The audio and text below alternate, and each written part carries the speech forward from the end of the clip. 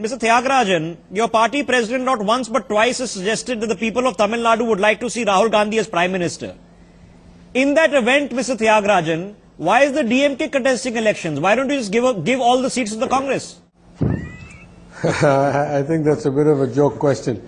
There are coalitions in politics that exist for decades and decades, right? The DMK has always stood for elections, will continue to stand for elections. Right? Well, why would we not contest our own seats? We have stood in coalition with the Congress for the state government. Does that mean they don't want to contest state elections? Obviously, as parties, we have our own preferences. We want our own representatives. Not 100% of our agendas may agree. We are in politics to represent the people and get what we want implemented as policy outcomes. So we have a coalition with the Congress. Okay, so let me rephrase it then. He has stated that for our coalition, if people in Tamil Nadu, sir, are to vote for the DMK, and I'm sure you'll be out there seeking their votes very shortly, are you then asking for a vote in the name of the DMK, or will you be asking for no votes in name of Rahul as Prime Minister? As my colleague earlier pointed out, every election is run by a MP constituency. We are not running a presidential style government where they are voting. What goes on in the psychology you won't find silent poster on the. You won't find silent poster. Okay, hang on, sir. He's heard you patiently. Let's hear about.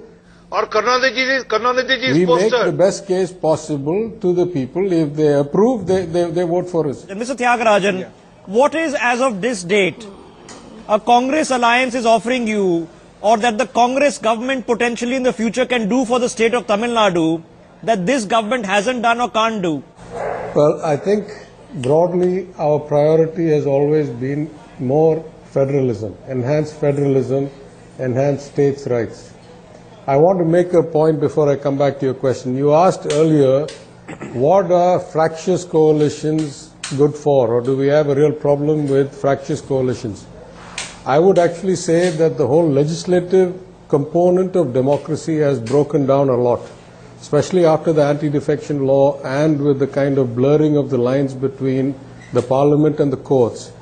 The notion of the power of the legislature has gone down a lot. The ruling party of the day gets to do whatever it wants in most places. In fact, it is the coalition government that gives us the greater likelihood of the power for the legislature, because the legislative majority is held by multiple people with multiple views. And if those happen to be regional parties, all the better. We are all looking for enhanced states' rights because we are a large, disparate country with great differences, and we feel like more of the power should be delegated to the states. Okay, so it's a contrarian view that actually strengthens democracy, doesn't weaken it. Mr. Modi has gone exactly the opposite way. One India, one language, one India, one something, one India, one policy, one India, one education. We have seen an enhancement of central rights at the expense of states' rights. Okay, contrarian view. RP Singh, he's saying that actually strengthens democracy. More opinions are a good thing for democracy. What was the first step which Prime Minister Modi took when he became a Prime Minister? Enhancing the budget from 32% to accepting the financial part to 32% to 42%, and giving the state by 10%. So federalism is not merely education. Every state has individual rights, or the state rights to look for as for educating the children, as for medical facilities.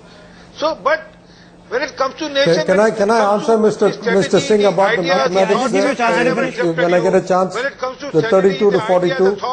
The nation has said the security of the country. Who will decide on that? Okay, then what about national issues? Okay, very good. We are having a very substantive conversation. Mr. Thiagarajan, take the rebuttal. Then I want to rope in Naval Kishore and Ajay Rai. Mr. Thiagarajan. Yeah. Two quick answers. One, Mr. Singh says the allocation went from 32% to 42% under the 14th Finance Commission. I agree. Wait. Can I finish?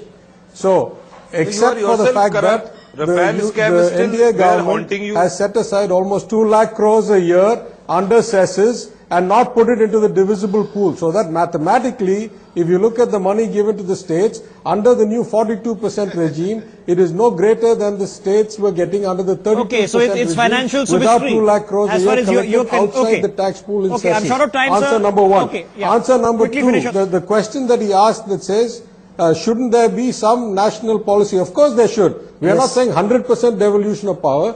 Clearly, we must have a common foreign policy, a common external affairs policy, a common currency management system, a common kind of international trade and interstate trade system. We are not unrealistic. But because we want our rights doesn't make us any less patriotic than Mr. Singh or because his we want party. our rights doesn't mean we contribute to a weak government. Okay, Tyagarajan, should we look and give people the option to vote for a Prime Minister? Left parties.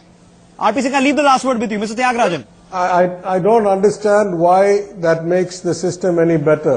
We are a very disparate country.